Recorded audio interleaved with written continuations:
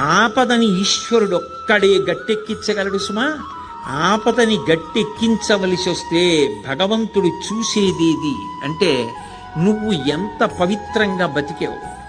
నువ్వు ఇతరులకు హాని చెయ్యగలిగి ఉండి కూడా చెయ్యకుండా నిన్ను నువ్వు నిభాయించుకున్న సందర్భాలేవి. నీ కోపాన్ని నువ్వు ఎలా నిగ్రహించుకున్నావు, ధర్మానికి నువ్వు ఎలా కట్టుబడిపోయావో చూసి పరమేశ్వరుడు కౌగిలించుకుంటాడు. కబీర్ దాస్ గారు ఓ మాట అంటాడు, ధీరే ధీరే రేమనా ధీరే సబకుచి హోయ్ మాలీసించే సౌకర్య ఋతువాయే ఫల్హోయ్ అంటాడు.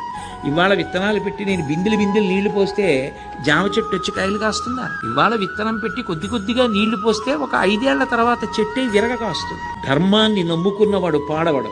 ధర్మానికి ఫలితం శాశ్వతమైన ఫలితం కాలంలో కనపడుతుంది. ఆనాడు ధర్మం పట్టుకున్నవాడు ఎంత గొప్పవాడో మిగిలిన వాళ్ళకి కూడా ఆదర్శం అవుతాడు.